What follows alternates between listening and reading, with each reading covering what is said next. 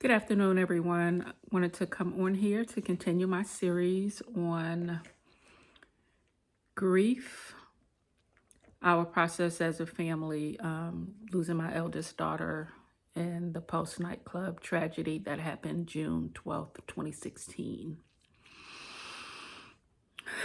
I'm not feeling that great today, and I was going to save this video and record a different time, but again, I said I wanted these videos to be more transparent than anything, because there will be days that you just really don't feel well. And sometimes what I find myself doing is trying to think of a reason why I don't feel great.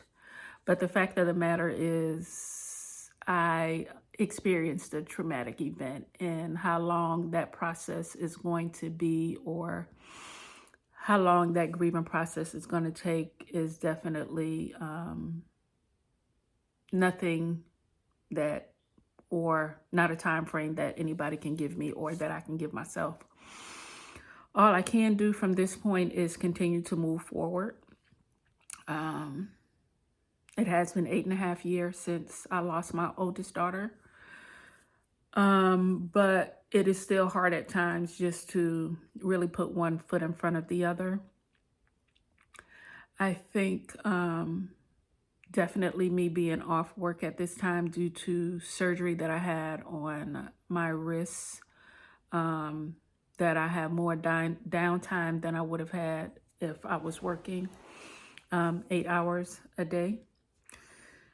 So that definitely makes a difference, I'm sure, with my mind and occupying it. I've always been a believer in my Lord and Savior Jesus Christ, who is the head of my life.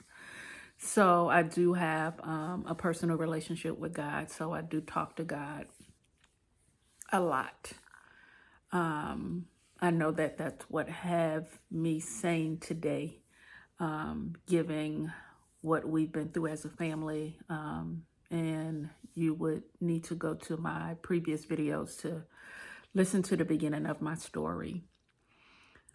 I think having a personal relationship with God is definitely key to moving forward in your grieving process, because you might find that when you depend on other things or other people other than God, you will be disappointed.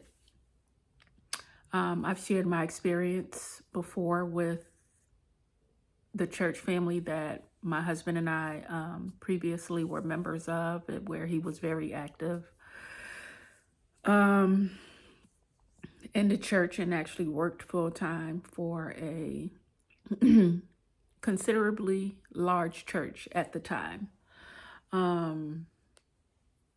The response that we got from church when we encountered, or when we experienced this tragedy, I would say maybe for me it was to be expected, but again, disheartening at the same time, when you know what you're involved in and the type of culture that you're connected with.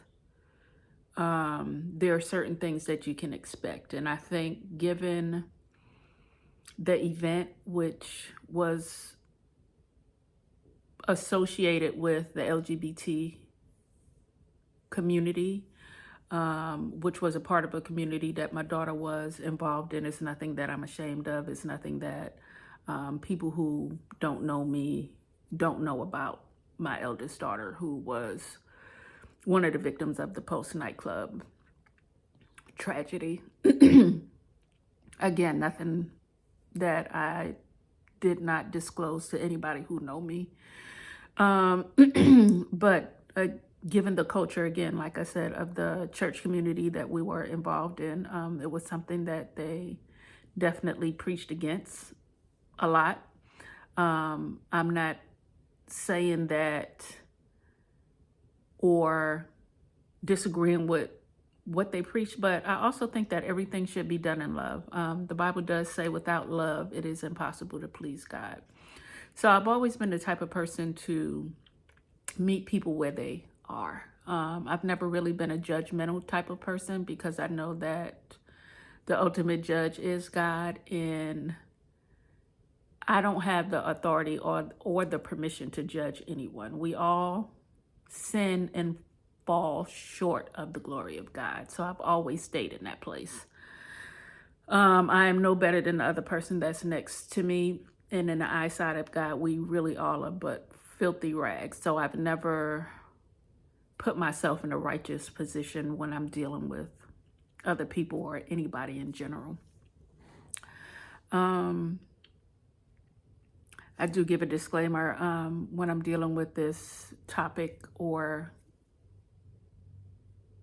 anything involving my eldest daughter that we lost, that I have to think and put my processes or what I'm thinking, just trying to put it all together and not sound like I'm rambling. So that is a disclaimer that I give, that if I sound like I'm all over the place or rambling or even getting off topic, is due to my processing. I'm not the person I used to be. I know I never will be. But I am better than I was before. This was a topic that I could never speak about or talk about, but it's definitely something that I think needs to be shared when it comes to grief. Our community, I think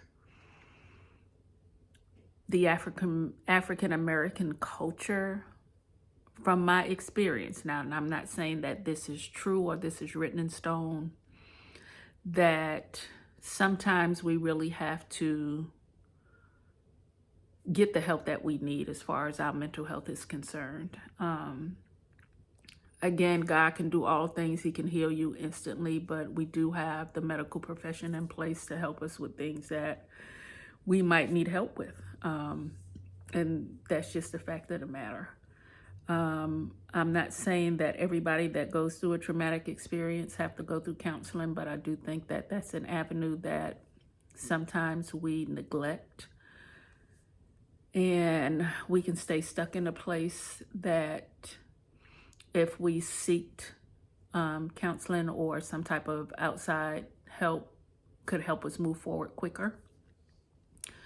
And depending on what you go through, I think you definitely need the right help and have the right avenues in place to get the help that you need for the particular thing that you're going through at that time.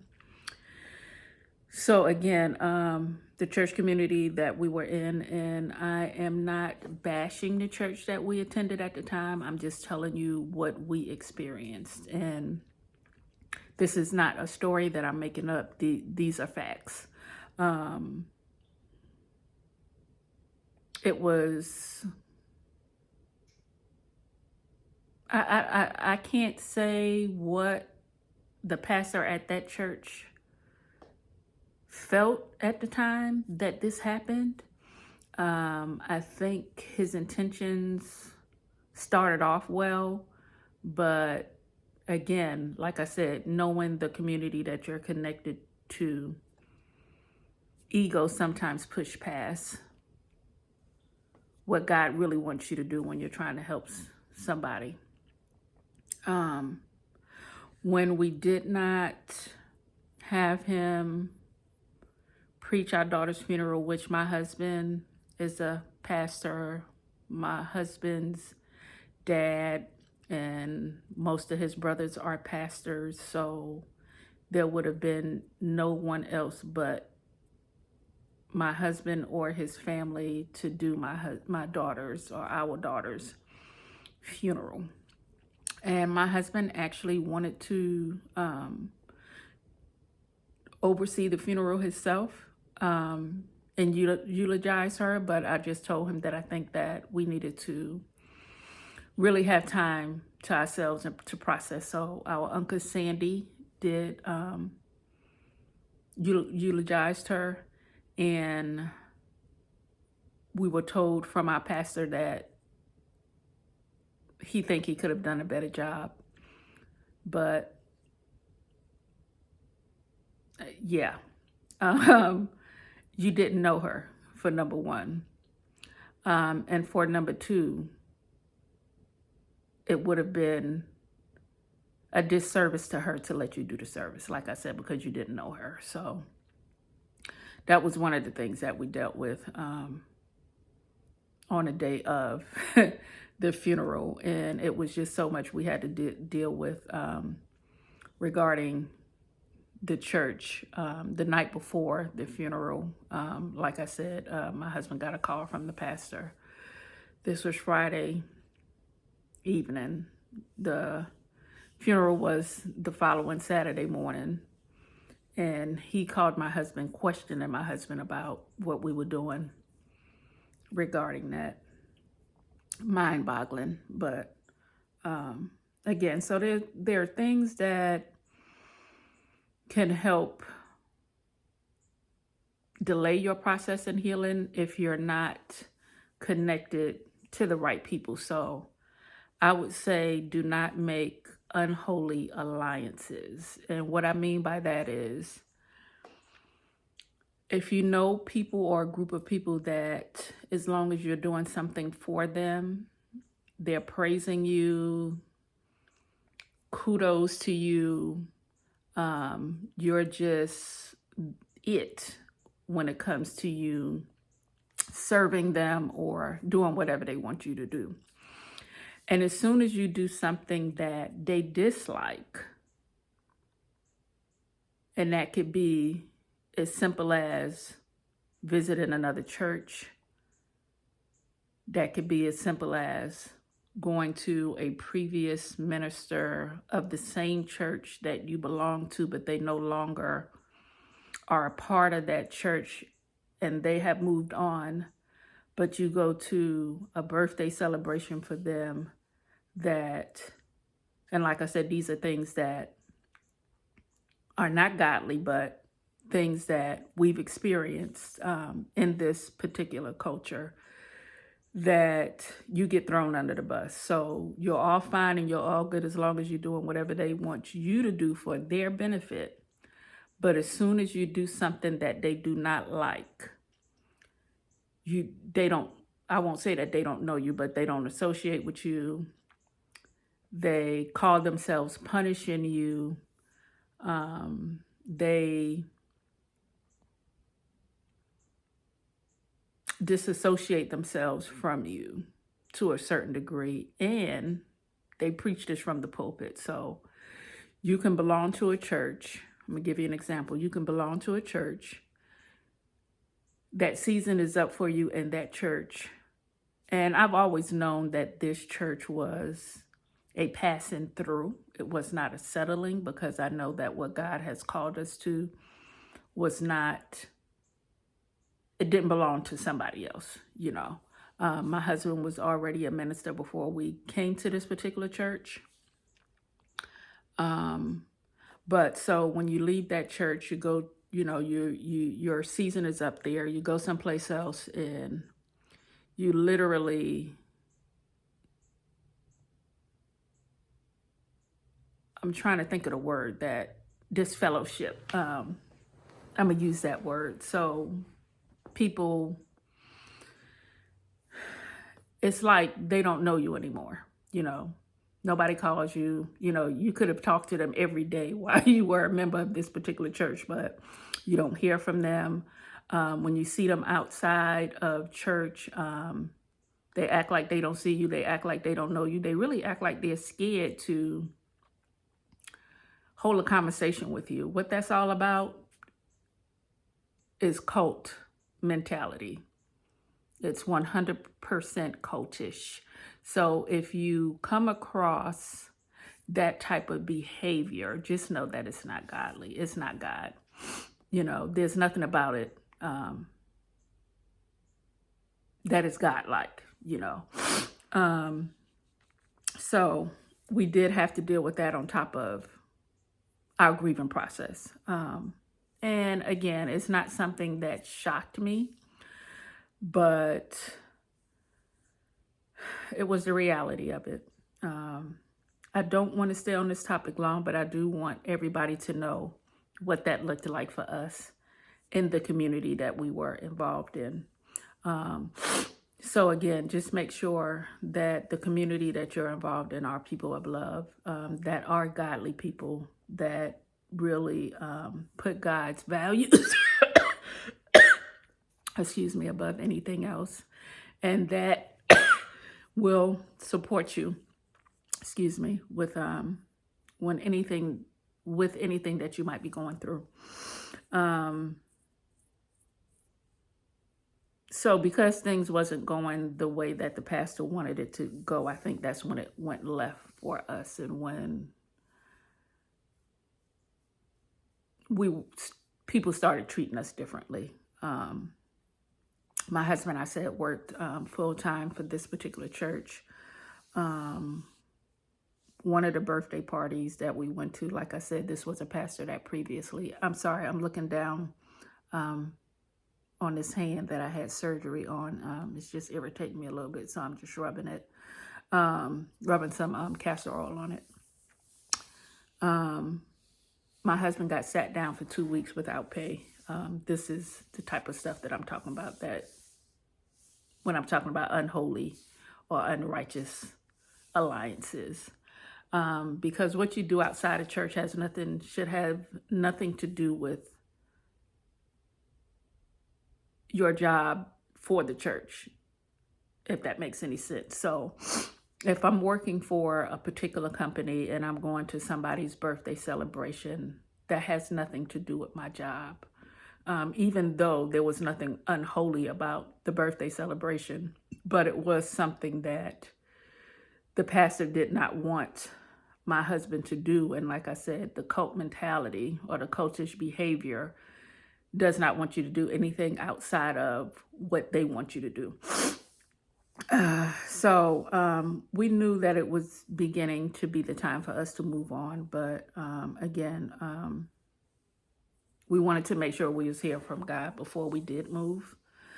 We had several meetings with the pastor about what we were going through, and not only that, but made him aware that we were transitioning out of the church. I just really don't think that he really felt like it was something that we would do for whatever reason. I don't know, because we did let you know, or my husband did let you know, that this was something that we would be doing. So a good support system. If you feel like you need it, and even if you feel like you don't need it, I think you need some outside help to help you process what you're going through when it comes to grief.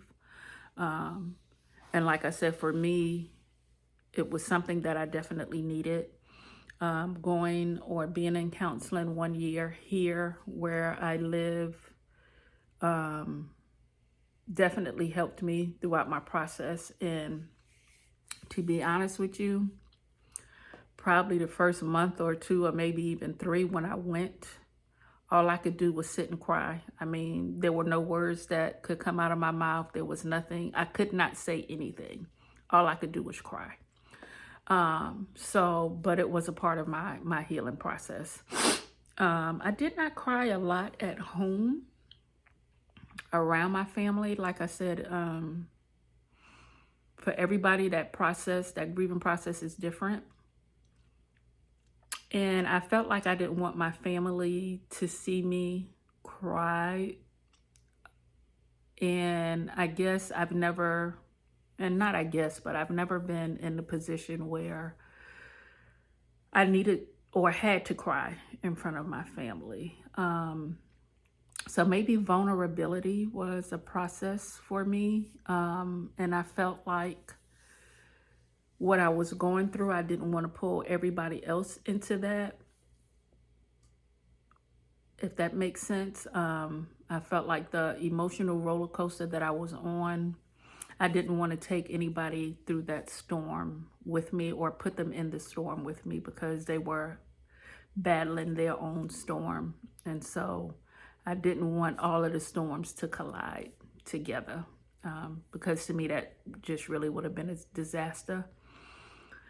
And so while I was home during this time and off of work and going through counseling, I felt like I needed to find everything that I could regarding the incident. So My husband was working, my daughter was in school, my son was in school.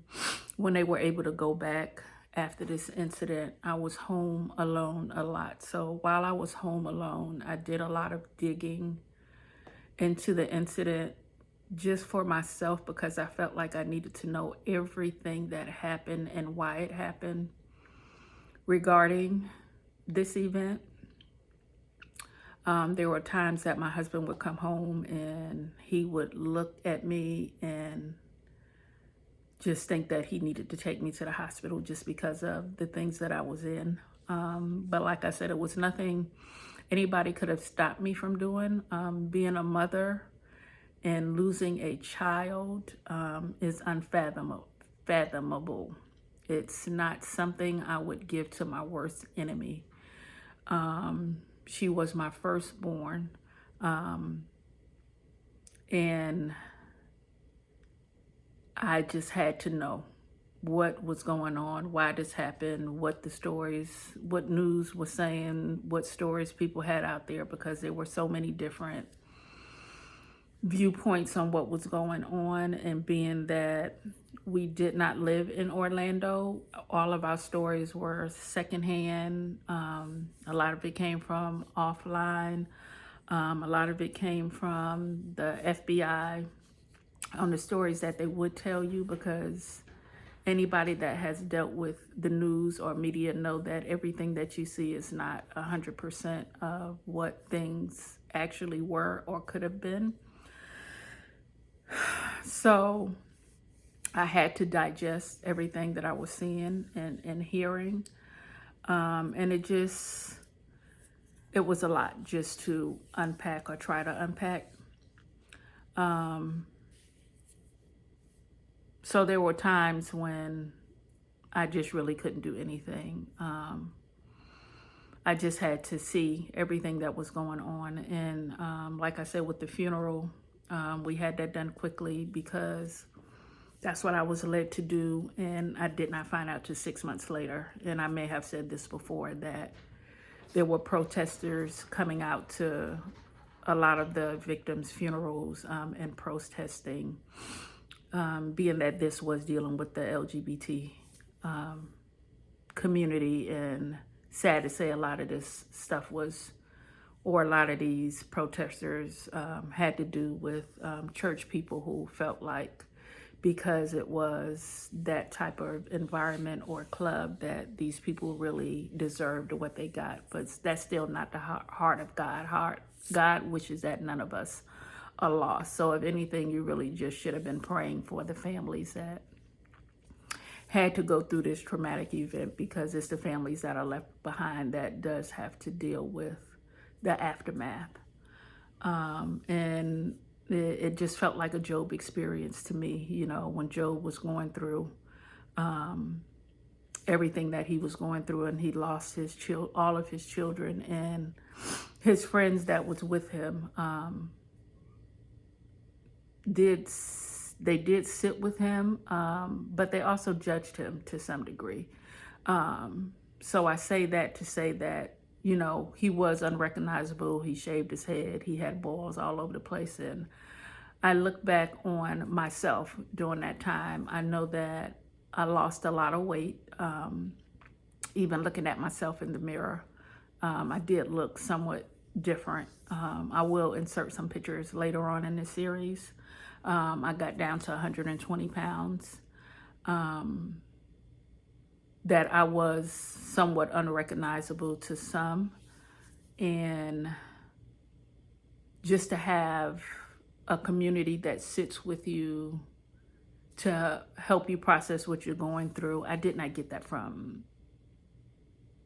the church that we were involved with at that particular time. But thank God for the community that I did have outside of that particular church, and close friends and family that helped us through what we were going through. And first and foremost, God himself, because he is the head and he knows your beginning from your end. So he knew that this time was coming. So again, this is going to be a series. I would advise you to go to the beginning of it so you can get a timeline of what is actually going on, or how we got to this particular point.